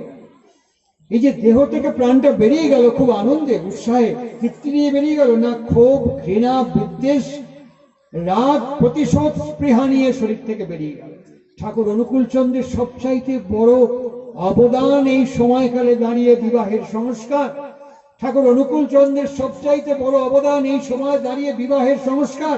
তিনি বারবার বলছেন এই বিবাহকে যদি ঠিক করা না যায়, যার উপরে জাতি দাঁড়িয়ে আছে, যার উপরে রাষ্ট্র দাঁড়িয়ে আছে, যার উপরে আমাদের সুরক্ষা দাঁড়িয়ে আছে, যার উপরে আমাদের সংস্কৃতি দাঁড়িয়ে আছে, এইখান থেকে আমাদের বিবাহের সংস্কার, এইখান থেকে আমাদের জাতির অগ্রগমন, এইখান থেকে আমাদের উন্নয়ন, এখান থেকে আমাদের সমস্ত কিছু। আমরা গাছের ওপরে জল ঢালছি, আয়াতে জল দিচ্ছি না। ঠাকুর অনুকূল চন্দ্র বলেছিলেন, ডক্টর মাইকেল সাবাম সেই কথা বলছেন। ঠাকুর বারবার বলছেন যে বিয়ের আগে মেয়ের কনসেন্ট নাও, মেয়ে রাজি কিনা বিয়েতে। যে পুরুষকে তুমি পছন্দ করেছো, মেয়ের কনসেন্ট নাও, মেয়ে এতে রাজি কিনা। মেয়ে রাজি হোক বা না হোক, মেয়ে পছন্দ করুক বা না করুক, আমি বাবা হিসেবে জোর করে মেয়েকে বিয়ে দিয়ে দিলাম। মেয়ে পছন্দই করলো না, মেয়ে ভালোই বসলো না, মেয়ে গ্রহণই করলো না, মেনে নিল, পালাতে পারলো না, ব্যবস্থা করতে পারলো না, বাধ্য হয়ে মেনে নিল সে। এইবার আমারই জীবন থেকে, আমারই প্রাণ থেকে, আমারই শরীর থেকে, আমারই সংস্কৃতি থেকে, আমারই সংস্কার থেকে সে সন্তানকে গ্রহণ করছে। বাধ্য হচ্ছে, পালাতে পারছে না, যেতে পারছে না, প্রতিবাদ করতে পারছে না। ঠিক যেমন আমাকে যখন খুন করতে আসছে, আমি যেমন পালাতে পারছি না, বাঁচাতে পারছি না, রক্ষা করতে পারছি না, সেই মেয়েটিও বাধ্য হচ্ছে নিজেকে সমর্পণ করতে সম্ভোগের বস্তু হিসেবে। কি হচ্ছে? 40 লক্ষ আত্মা সেখানে দাঁড়িয়ে আছে, 40 লক্ষ সোল সেখানে অপেক্ষা করছে। আর সেখান থেকে এই অসঙ্গতি, এই অসম অবস্থার মধ্য থেকে সেইখানে যে ইন করে গেল সে ক্রিমিনাল, সেইখান থেকেই আমাদের অধঃপতন এবং অবনমন শুরু হয়ে গেল। ঠাকুর অনুকূল চন্দ্রের জন্য বলছেন নারীর শুদ্ধতা, নারীর শুদ্ধতা এত প্রয়োজনীয়, আর এই নারীর শুদ্ধতার মধ্য দিয়েই আমাদের জাতির অগ্রগমন এবং উন্নয়ন। একে বুঝবো কি করে, একে ধরবো কি করে, একে জানবো কি করে? এর জন্য সেই বিহিত শিক্ষা আমাদের পাঠশালা থেকে আমাদের বিশ্ববিদ্যালয় পর্যন্ত কখনো শেখানো হয়নি, কোনোদিন শেখানো হয়নি। পাঠশালা থেকে বিশ্ববিদ্যালয় পর্যন্ত কোনোদিন আমাদের জানানো হয়নি যে এগুলো একটা শিক্ষার অঙ্গ, জীবনের অঙ্গ। জীবনকে যাপন করতে গেলে, প্রজন্মকে ধারণ করতে গেলে, সংস্কারকে ঠিক রাখতে গেলে এগুলো যে আমাদের জীবনের ওতপ্রোতভাবে জড়িত সম্পত্তি, একে আমরা কখনো বুঝতে পারিনি। বুঝতে পারিনি, আমরা বুঝবো না তা না, আমরা বুঝতে চাই না তা নয়, বুঝতে পারিনি, আমাদের বোঝানো হয়নি। আমি বহু জায়গায় ঘুরেছি, বহু বহু মানুষের সাথে মিশেছি, বুঝতে পারিনি, বোঝানো হয়নি আমাদের। প্রেম করেছে দীর্ঘদিন, দীর্ঘদিন প্রেম করেছে, টর্চার হয়ে ভুল হয়েছে। তারপরে আমার কাছে যে কত কনফেশন, আমাকে বলেছে যে আমি ভুল করেছি, চিনতে পারিনি, আমি ভুল করেছি, মেলামেশা করেছি, ভুল করেছি, আমি কি করব, আমি ভুল করে ফেলেছি। ঠাকুর একটা কথা বলেছেন, অনুতাপ যদি তীব্র হয়ে ওঠে তার থেকেই প্রায়শ্চিত্ত হয়ে যায়। এই যে ভুল করেছি, ভুলটাকে ভুল বলেও আমরা বুঝতে পারি না, ভুলটাকে ভুল বলে আমরা চিনতে পারি না। যখন ছেলেপুলে বড় হয়, একটু একটু করে বেড়ে ওঠে, দেখুন শিক্ষা কেমন। শ্রী ঠাকুরের ছোট ছেলে, খুব বিখ্যাত চিকিৎসক পূজ্যপাদ কাজল দাস, ডক্টর প্রচেতারঞ্জন চক্রবর্তী। ঠাকুর তো আমার গ্লাসে জল খেতেন। ঠাকুর বললেন, বাবাই শোনো, আমাকে একটু জল দাও তো। উনি ঘটিটার গলাটা ধরে এম করে জল দিচ্ছেন, ঘটিটার গলাটা ধরে এম করে ঠাকুরকে দিচ্ছেন। ঠাকুর দেখে হাসলেন, হেসে বললেন, যেখানে ছিল ঘটি সেখানে রাখ, আমি তোর জানবায় করলাম, তুই আমার কর। বলছেন, বাবা আমাকে একটু জল দাও তো। ঠাকুর ঘটিটার তলায় হাত দিয়ে এরকম করে ধরলেন, ধরে বলছেন, তোরটা ঠিক ছিল না আমারটা ঠিক হলো? বলে, না তোমারটা ঠিক হলো, এখন তুই গলাটা ধরে জলটা খেতে পারবি, তোমার ধরাটা ঠিক হলো। ঠাকুর বলেন, এগুলো যে আমাদের শিক্ষার অঙ্গ, কোথায়, কখন, কিভাবে, কি করতে হয়, কি সুন্দর বলছেন, what to speak, when to speak and what to speak, when to speak, how to speak।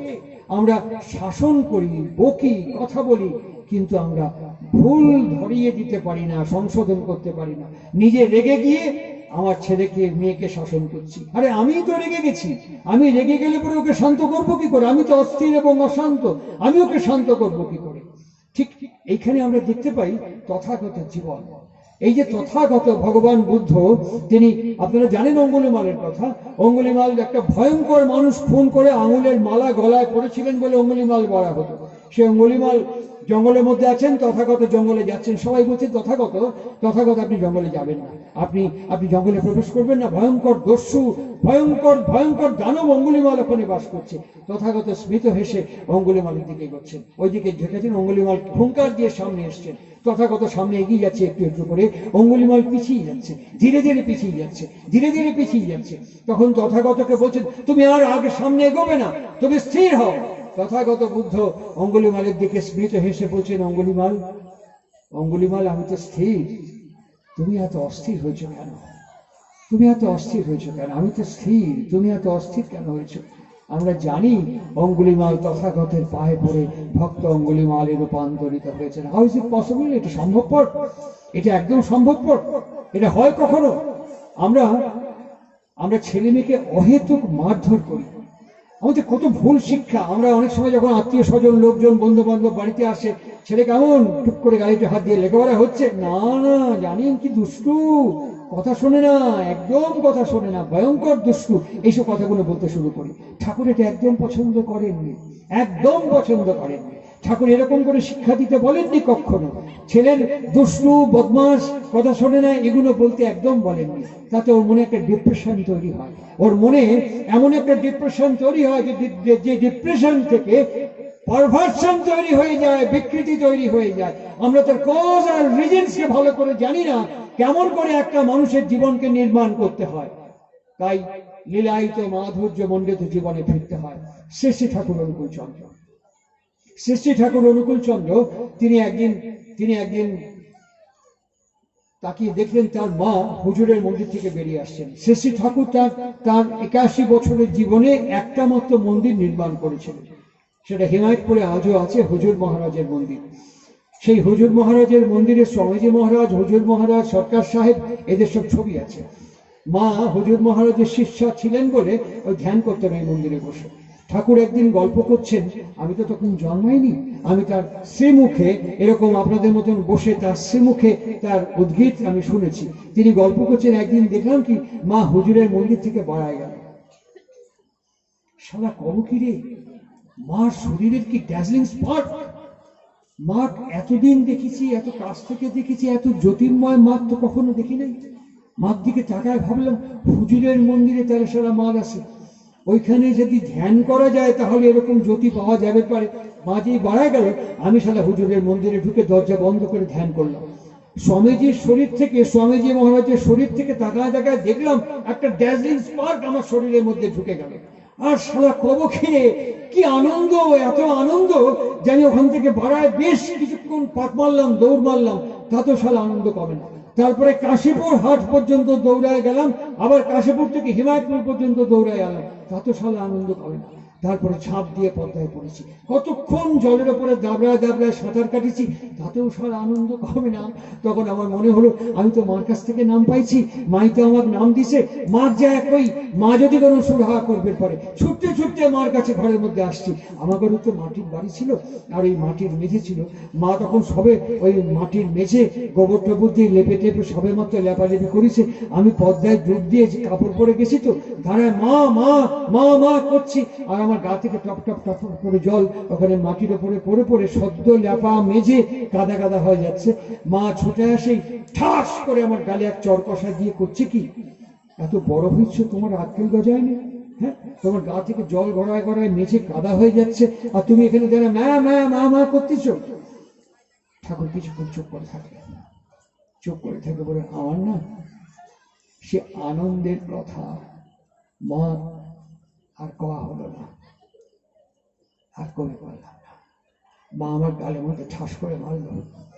আমার ছোট ভাই বাবলা পাশের ঘর থেকে হাঁটতে হাঁটতে হাঁটতে হাঁটতে আসছে, তো আমি যে জল পড়েছি, কাদা গড়ায় যাচ্ছে, তো বাদলার পায়ে একটু কাদা লাগিয়েছে। মা ফাট করে তাকায় দেখে বাদলা হাঁটতে হাঁটতে আসতেছে। মা কোলে তুলে নিয়ে আঁচল দিয়ে পায়ের তল থেকে কাদা মুছাই দিচ্ছে আর করছে, লক্ষ্মী আমার, সোনা আমার, তুমি কাদার মধ্যে আসলে কেন, সুজাই দেখো তো দেখি।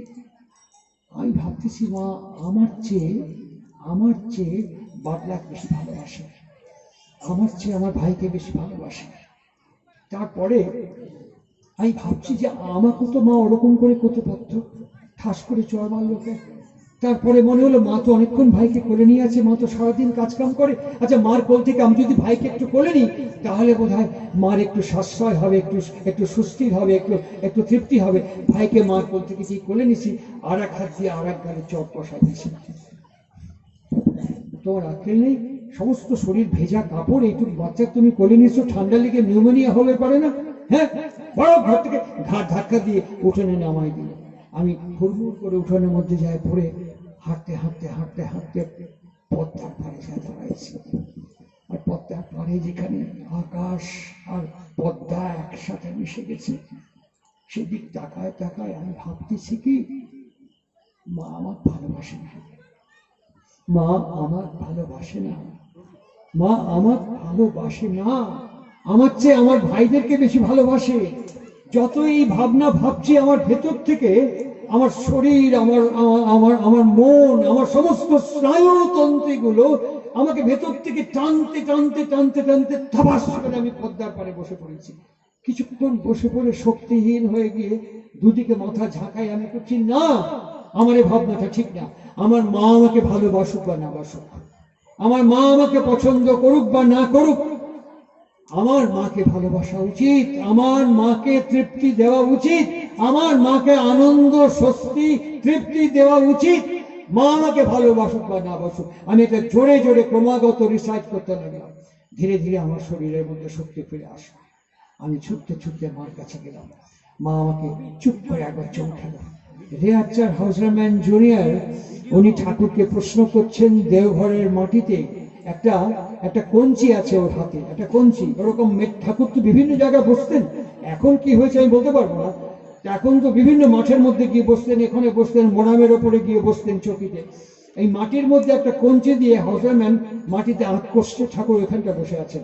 জিজ্ঞেস করছেন, ঠাকুর আপনার মা তো আপনাকে খুব একটা ভালোবাসতেন না, খুব মারধর করতেন, বকাবকি করতেন, তো আপনি এত মা করেন কেন, এত মা কেন করেন আপনি, আপনার মা তো আপনাকে এত ভালোবাসতেন না। ঠাকুর আনসার কত সুন্দর। ঠাকুর হাউসারম্যানের দিকে তাকিয়ে বলছেন, তোমার হাতে ওটা কি? বলছে, এটা একটা গাছের কঞ্চি, কোনো একটা গাছের ডাল, কোনো একটা গাছের ডাল পড়েছিল, কুড়িয়ে নিয়েছে। বলছে, হ্যাঁ। আচ্ছা বলো দেখি রে, এই গাছটাই যদি না থাকতো, ডালটা তুমি কোথায় পেতে? হাউসারম্যান তাকে, হ্যাঁ তা তো ঠিকই, আমার মাই যদি না থাকতো, তুমি আমাকে তোমার জীবনে কি করে পেতে? আমার মা যদি না থাকতো, তুমি আমাকে তোমার জীবনে কোত্থেকে পেতে?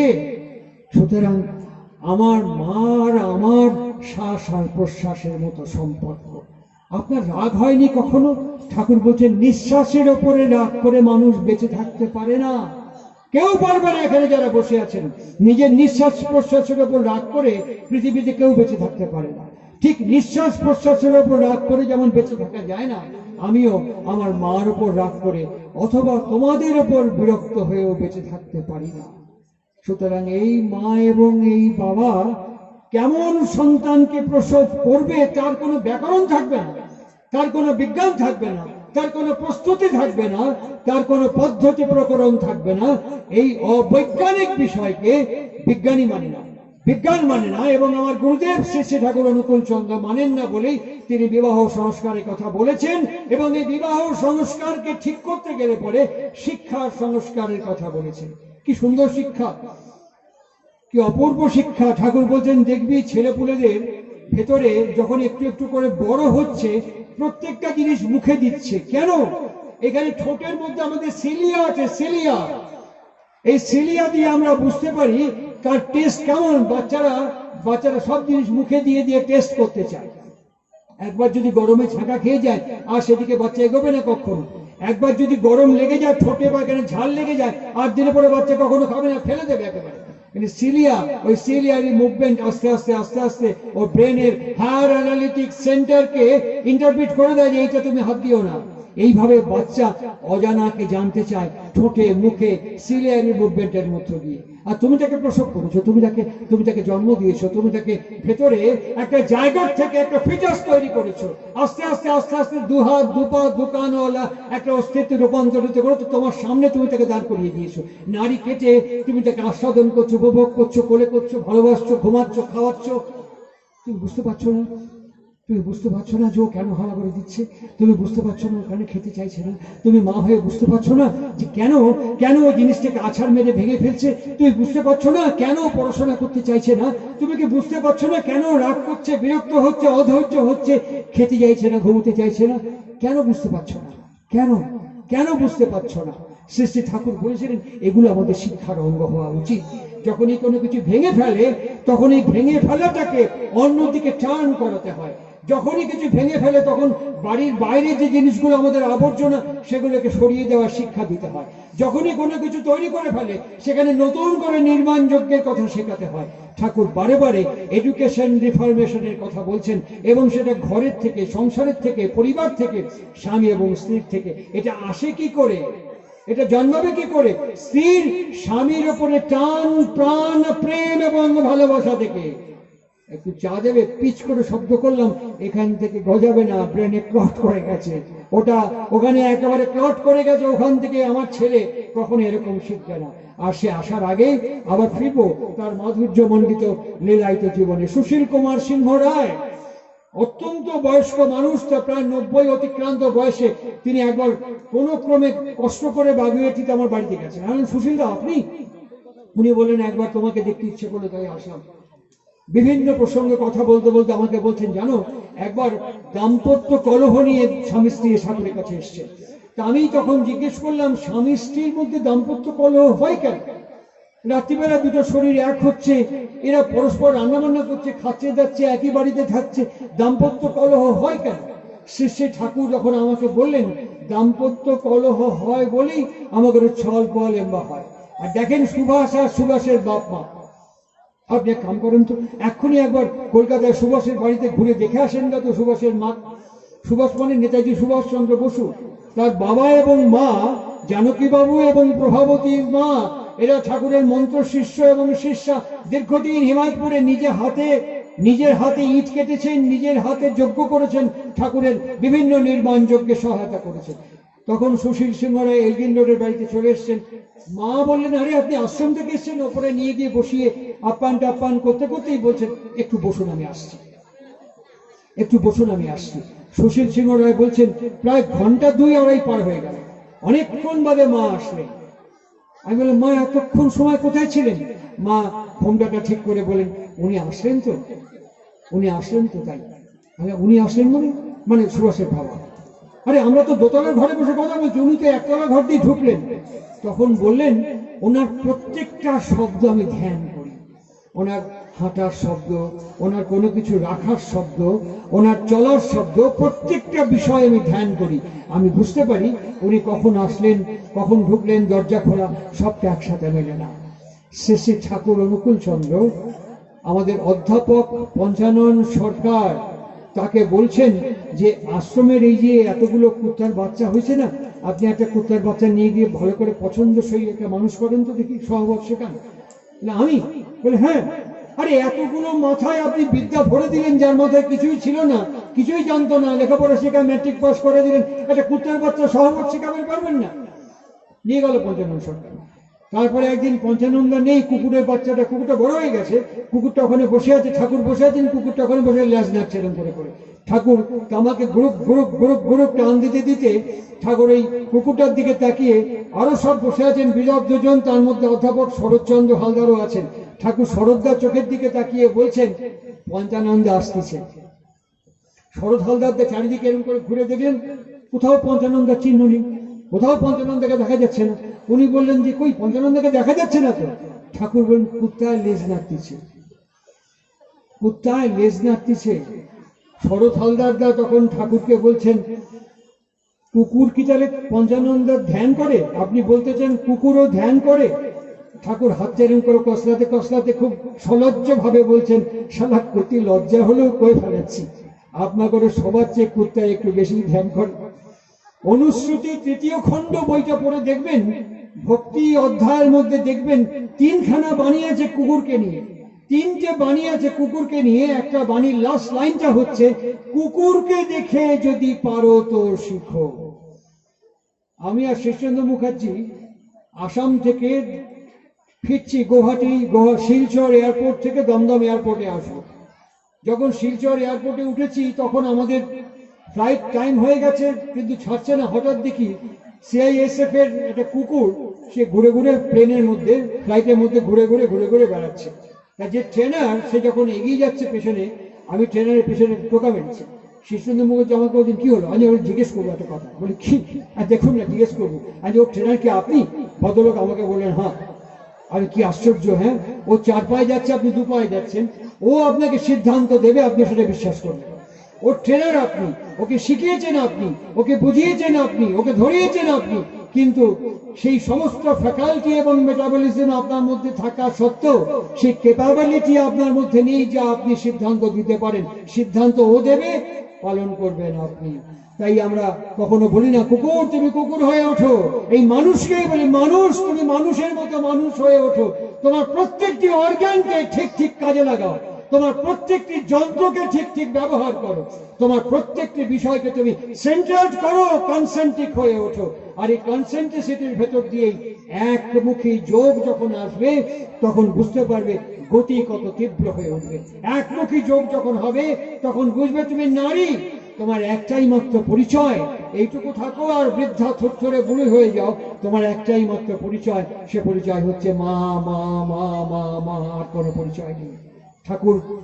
ঠাকুরের নাতনি মধ্যম পুত্র বিবেক রঞ্জন চক্রবর্তী, পূজ্যপাদ ছোটদা বলতেন, তার মেয়ে উমাদির বিয়ে হয়ে গেল। উমাদি যখন বিয়ে হয়ে জামাইয়ের সাথে চলে যাচ্ছে, ঠাকুরের চোখ দুটো ছলছল ছলছল করছে, ঠাকুরের চোখ দুটো ছলছল করছে, করতে করতে ঠাকুর বললেন, শালা কি নিয়ম আমাদের দেশে, হ্যাঁ, আমাদের বাড়ির মেয়ে আমরা বড় করলাম, মানুষ করলাম, লেখাপড়া শিখালাম, আর পরের বাড়ির ছাওয়াল টান দিয়ে নিয়ে চলে গেল বিয়ের পরে। কি শালা কি নিয়ম, হ্যাঁ, আমরা বড় করলাম, আমাদের মেয়েকে ছেড়ে দিতে হচ্ছে পরের বাড়ির ছাওয়ালের সাথে। এই বলে চোখটা বন্ধ করলেন, এরম করে টপ টপ করে গাল গড়িয়ে কিছু জল নেমে আসলো। তারপরেই ঠাকুর কিছুক্ষণ বাদে, আমরা এইমাত্র প্রার্থনায় বললাম, ভাবাতীতং ত্রিগুণরহিতং, সমস্ত গুণ এবং ভাবের ঊর্ধ্বে যিনি বাস করেন, তিনি সঙ্গে সঙ্গে বলছেন, আরে আমার বাবা যদি আমার মা টান দিয়ে না নিয়ে আসতো, তাহলে আমি শালা মা পাতাম করি। তাই আপনারা যারা মা, আপনাদের যদি আমাদের বাবা যদি না নিয়ে আসতো, তাহলে আপনাদের মা হিসেবে ডাকতাম কি করে? তাই মায়েদের গুণ, মায়েদের একমুখী যোগ, এমন শক্তি আপনাদের, এমন ক্ষমতা আপনাদের মায়েদের, যা কল্পনাতীত বিষয়। কেন কল্পনাতীত বিষয়? দেখুন, বাপের বাড়ির সংস্কার, বাপের বাড়ির রুচি, বাপের বাড়ির সংস্কৃতি, বাপের বাড়ির শিক্ষা একরকম অভ্যস্ত হয়েছে। যখনই শ্বশুর বাড়িতে এসছেন, এসেই দেখছেন এখানে ঝাল খায় না, এখানে টক খায় না, এখানে এই সময় ওঠে, এখানে এরকম করে জিনিসপত্র রাখে। আস্তে আস্তে আস্তে আস্তে আস্তে আস্তে সমস্ত সংস্কৃতিটাকে আপনারা অ্যাকুমুলেট করে ফেলেছেন, অ্যাবজর্ব করে ফেলেছেন। আপনাকে দেখে আপনার জন্মদাত্রী মা অবাক হয়ে যাচ্ছে, কি হলো তুমি এখন ঝাল খাও না? না না, তোমার জামাই একদম খায় না, তাই অভ্যেস হয়ে গেছে। কি করে হয়? ঠিক এমন করেই শ্রী শ্রী ঠাকুর বলছেন, এই শিক্ষাকে গ্রহণ করতে গেলে পরে তোমাকে এমনতর একটা লিভিং পার্সনিফাইড কোন এক্সিস্টেন্সকে অ্যাপ্রিসিয়েট করতে হবে, যাকে গুরু বলতে পারো, মাস্টার বলতে পারো, যাকে তুমি যে কোনো ভাষা শব্দ ব্যবহার করতে পারো, তাকে অ্যাকসেপ্ট করতে হবে, অ্যাপ্রিসিয়েট করতে হবে। কি করতে হবে? তার অনুশাসনকে পালন করতে হবে। তার অনুশাসনকে পালন করতে করতে তোমার ভেতরেও এই গুণগুলো আস্তে আস্তে আস্তে আস্তে ইম্পর্টেন্ট হয়ে উঠবে। ঠিক প্রত্যেক দিন তোমার অচেনা অজানা পুরুষকে যেমন স্বামী হিসেবে ভালোবাসতে বাসতে, কর্ম করতে করতে তার সন্তানকে তুমি ধারণ করো, পালন করো, প্রসব করো, ঠিক একইভাবে তোমার গুরুকে পালন পোষণ পরিচর্যা করতে করতে তোমার আচরণ, ব্যবহার, দৃষ্টি, তোমার চলন, চরিত্র, বাক্য, ব্যবহার, ভাষা আস্তে আস্তে আস্তে আস্তে পরিবর্তিত হয়ে যাবে। একে বলা যেতে পারে ইন্টারসেলুলার রিঅ্যাডজাস্টমেন্ট। এই আন্তর্কৌশিক পুনর্বিন্যাস আমাদের জ্ঞানীকে তৈরি করতে পারে, দূর করতে পারে। আমার কথার উপসংহার পর্বে ফিরছি। শ্রীরামকৃষ্ণের কাছে এই প্রশ্ন এসেছিল, এই যে ধর্মের জ্ঞানী হলে তিনি আসেন, কথাটা আপনি বিশ্বাস করেন? জ্ঞানী ভবত ভারত আপনি বিশ্বাস করেন? শ্রীরামকৃষ্ণ বলতেন যে হ্যাঁ। বলছে, আচ্ছা, ধর্মে যদি জ্ঞানী হয়, তাহলে আমরা ওকে গ্রহণ করতে যাব কেন? ওটা যদি জ্ঞানী হয়, তাহলে আমাদের জীবন তো জ্ঞানী হয়, তাহলে জ্ঞানীকে আবার গ্রহণ করতে যাবো কেন, যে আবার জ্ঞানীতে পর্যবসিত হবে? শ্রীরামকৃষ্ণের উত্তর কত প্রাঞ্জল, কত সরল, কত সাবলীল। তিনি বললেন, তোমার এই বাড়ির ছাদে ওঠা যায় গো? বলছে হ্যাঁ, চলো দেখে নি ছাদে উঠি। এবার সিঁড়ি দিয়ে ছাদে উঠে বলছেন, হ্যাঁ গো, বৃষ্টির জল কি শুদ্ধ না অশুদ্ধ? বলছে একদম পিওর, বৃষ্টির জল একদম শুদ্ধ। আচ্ছা, বৃষ্টির জল তোমার ছাদের উপরে পড়ে? বলছে হ্যাঁ। এই জল এই নল দিয়ে গিয়ে নিচে পড়ে? বলছে হ্যাঁ। আচ্ছা, আমি যদি একদম নিচে গিয়ে কোনো পাত্র ধরে ছাদের উপরে বৃষ্টির জল পড়ছে নল দিয়ে খাই, নলে ধরে যদি আমি খাই, খেতে পারি? সে কি শুদ্ধ? বলে না না। কেন? তুমি তো বললেই মতো বৃষ্টির জল শুদ্ধ। বলি ওই ছাদের উপরে পড়বে, ছাদ তো আমরা রোজ পরিষ্কার করি না, ছাদে অনেক ময়লা, অনেক আবর্জনা, অনেক কিছু আবর্জনা জমে থাকে। ওই শুদ্ধ জল আবর্জনার সাথে মিশে গিয়ে ওটা পিউরিফায়ার থাকে না, ওটা পলিউটেড হয়ে যায়, ওই জল পান করা যায় না। শ্রীরামকৃষ্ণ হাসতে হাসতে বলছেন, বলি ধর্ম কখনো গ্লানিযুক্ত হয় না, তাকে যারা বহন করে তারা গ্লানিযুক্ত তৈরি করে ফেলে বলে ধর্মের গ্লানি হয়। ধর্মের কখনো গ্লানি হয় না, ধর্ম গ্লানি মুক্ত চিরকাল। আর সেই কারণেই শ্রীমদ্ ভাগবত আমাদেরকে শিখিয়েছেন, মহর্ষি ব্যাস আমাদেরকে শিখিয়েছেন যে ধর্মের গ্লানি কখনো হয় না। কি করতে বলছেন? তিনি বলছেন মহাপুরুষ সংশ্রয়ঃ। শ্রীমদ্ ভাগবতের শ্লোকের মধ্যে বলছেন মহাপুরুষ সংশ্রয়ঃ, মহাপুরুষকে সংশ্রয় করো। কেন? মহাপুরুষকে সংশয় করলে কি হবে? মহাপুরুষ ভর্চা, ঠাকুর অনুকূল চন্দ্র এই অভ্যর্চকে 3টে শব্দ দিয়ে বললেন, যজন, যজন করো, অভ্যর্চনা করো। অভ্যর্চনা করলে কি হবে? মহাপুরুষকে অভ্যর্চনা করলে কি হবে? মহর্ষি ব্যাস শ্রীমদ্ ভাগবতে বললেন, হৃদন্তস্তু হি অভদ্রাণি বিধোনতি। এই যে গায়ের চাদর ঘেমে যাব, নোংরা হয়ে যাবে, কি করব? কাচবো। যে ঘরে বাস করব রাত্রিবেলায় সকাল হলে ঝাঁটা দিয়ে পরিষ্কার করব, যে বিছানায় শোবো ঝাঁটা দিয়ে পরিষ্কার করব, যে পাত্রে খাবো পাত্র ভালো করে মার্জনা করব। আচ্ছা বলুন তো, যে দেহ, যে মন, যে শরীর নিয়ে জন্মগ্রহণ করেছি, এই মনকে আমাদের ঘষা মাজা পরিষ্কার পরিচ্ছন্ন করার কোনো প্রয়োজন কি নেই? আমরা বলি ভদ্রলক্ষ পরশ্রী কাতর। শ্রী শ্রী ঠাকুর বলছেন শব্দটাকে উল্টে দিতে হয়, পরে শ্রীতে কাতর। ওর যদি উন্নতি হয় তাহলে আমার আনন্দ হয়। যখন এরকম করে আমরা রিভার্স করে দেব, তখনই কিন্তু আমার ভেতরে ইনফিরিয়রিটিটা সুপিরিয়রিটিতে কনভার্ট হয়ে যাবে। তখনই কিন্তু আমার ভেতরে পরশ্রী কাতরতার হীনমন্যতার সৃষ্টি করবে না।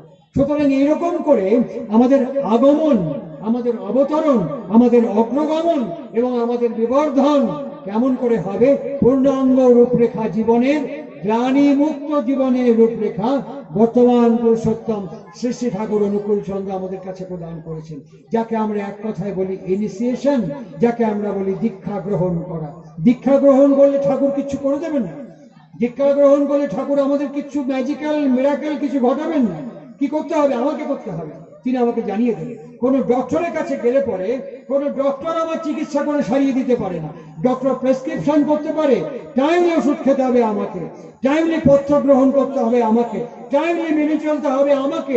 ডক্টর আমাকে গাইড করবে, প্রেসক্রিপশন দেবে। As like as physician, as like as doctor, Shri Shri Thakur Anukul Chandra এই সমাজ জীবন থেকে উত্তরণ এবং উদ্বর্ধনের জন্য কি প্রয়োজন সে প্রেসক্রিপশন করেছেন।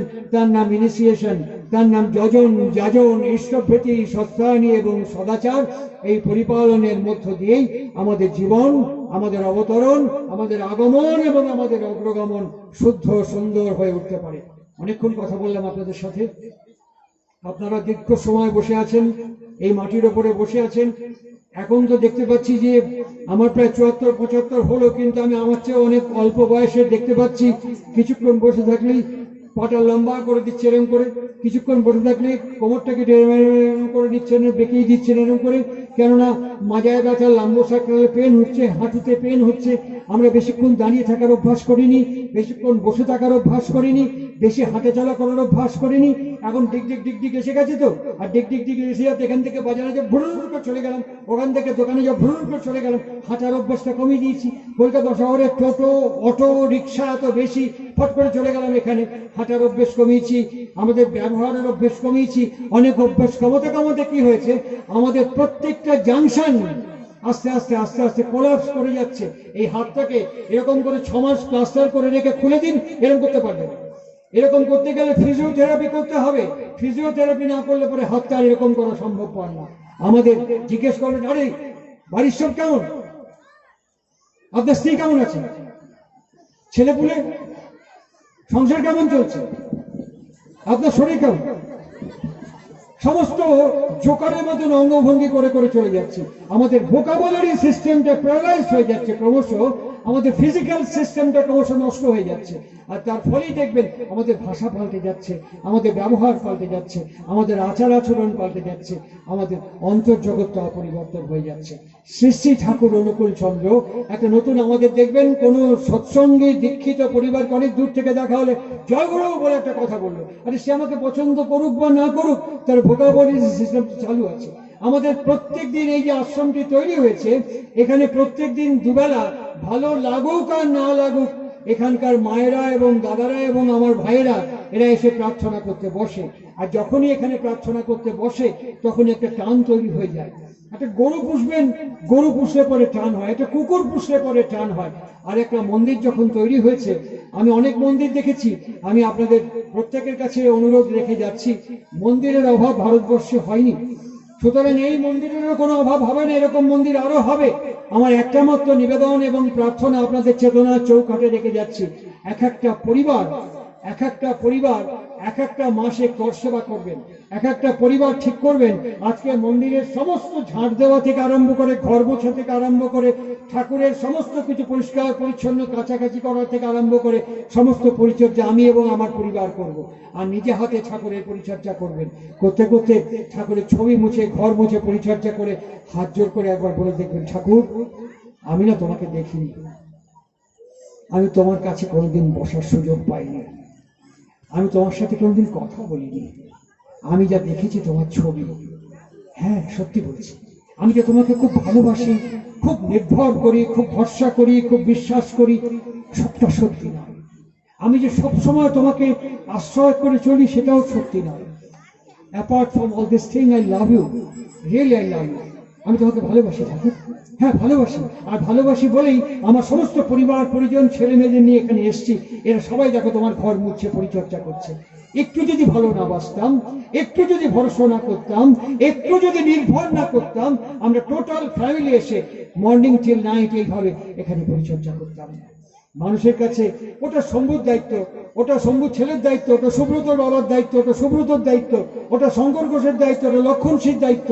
এটা বাদ দিয়ে আমার ঠাকুরের জন্য আমি আমার পরিবারকে নিয়ে একবার করে ভিক্ষে করতে বেরোবো, মানুষের কাছে গিয়ে ভিক্ষে করবো, গিয়ে একবার করে বলবো আমাদের এই আশ্রমে আপনার যা ইচ্ছে কিছু দেবেন, আর আপনার বাড়িতে কোনো কাজ থাকলে একটু বলবেন, আমরা আমার পরিবার এসে করবো।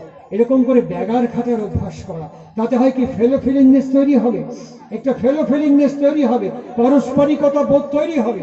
তখন দেখবেন আনন্দবাজারের জন্য ভিক্ষে করে জোগাড় করতে হবে না, মানুষ জিজ্ঞেস করবে আপনাদের উৎসব কবে, মন্দিরটা এরকম পড়ে আছে কেন, এই মন্দিরটাকে আরো তৈরি করুন, আমরা দিচ্ছি। মানুষ টাকা রোজগার করে, টাকা কখনো মানুষ রোজগার করেছে বলে শুনিনি। শ্রী শ্রী ঠাকুর বলেছিলেন ইকোনমিক্যাল ইমানসিপেশন এখান থেকে ইভলভ করে যে মানুষকে অর্জন করতে পারে। আর মানুষ এবং পরিবার যখন কনসেন্ট্রেড হয়, ইন্টিগ্রেটেড হয়, তখন ইভলভ করতে থাকে এভরিথিং। ইকোনমিক্যাল ইমানসিপেশন এখান থেকে তৈরি হয়। ঠিক এইভাবে যখন আমাদের এই মন্দিরকে পরিচর্যা করতে থাকবো, তখন এটা ম্যান মেকিং ওয়ার্কশপ তৈরি হবে। প্রকাশ্যে আমাদের গুরু ভাইদের বাচ্চা কাচ্চাদের ধমক ধমক দিয়ে শেখাবে। এখন আমরা বাবা হয়ে ছেলেকে ধমক দিতে পারি না, আমরা বাবা হয়ে আমাদের নাতিপুতিকে, দাদু হয়ে নাতিপুতিকে ধমক দিতে পারি না, সঙ্গে সঙ্গে তেড়ে ফুড়ে ওঠে। আর আমরা ছোটবেলায় ধমক খেয়েছি, মারধর খেয়েছি, পাড়ার লোকে কান মুলে দিয়েছে অনেকবার। সুতরাং এরকম করে সেই বোধ এবং ভাব, ও আমার আত্মীয়, এই যে ভদ্রলোক থাকেন এই পাশে, আমার আত্মীয়, এরকম ফেলো ফিলিংনেসের মধ্য দিয়ে আমাদের পারস্পরিক পরিচর্যা বোধশীলতা তৈরি করতে হবে। এই মন্দিরের জন্য আমার এই প্রার্থনা থাকলো। ভিক্ষে টাকা দেওয়ার লোক প্রচুর আছে, টাকা কখনো মন্দির তৈরি করে না, হৃদয় মন্দির তৈরি করে। তাই আমরা বলি ইহ গচ্ছ ইহ গচ্ছ, আমরা বলি ইহ তিষ্ঠ ইহ তিষ্ঠ, আমরা বলি এইভাবে। এইখান থেকেই কৃষ্ণের উদ্বোধন হবে। আমাদের চরিত্র, আমাদের পরিচর্যা, আমাদের ব্যবস্থাপনায় মন্দিরকে প্রাণবন্ত করে তুলবে। অনেকক্ষণ কথা বললাম। আপনাদের প্রত্যেকের দীর্ঘ, নিরোগ, সুস্থ, সুন্দর, সামগ্রিক কৃষ্ণময় জীবন। আবার আমার গুরুদেবের শ্রীপাদ পদ্মে নিবেদন করে আমি উচ্চারণ করি ওম মধুপাতারিতায়তে মদিষ্করন্তি সিন্ধব মধ্যের্ন শান্তশোধি মধুনক্তমুতোষস ওম মধুমৎ পার্থিবং রজঃ মধুগৌরস্তোনপিতো মধুমান্নো বনস্পতি মধুমাংস্তু সূর্যঃ মাধির্গাবো ভবন্তু নঃ ওম মধু ওম মধু ওম মধু ওম কস্যা সতো মদানাং মংহিষ্ঠা মৎসন্ধর্ষঃ ধীরাচিদরুজে বসু ওম অভিষুনাশখে নামবৃতা জরিত্রনাম শতং ভবাসুতিভি ওম গৌ শান্তিঃ রন্তরিক্ষং শান্তিঃ আপায়ঃ শান্তিঃ सर्वरोगाय शान्तिः सर्वगृहाय शान्तिः वनस्पतयः शान्तिः औषधाय शान्तिः ब्रह्म शान्तिः क्षमा शान्तिरेधि ॐ शान्तिः ओम शांति ओम शांति।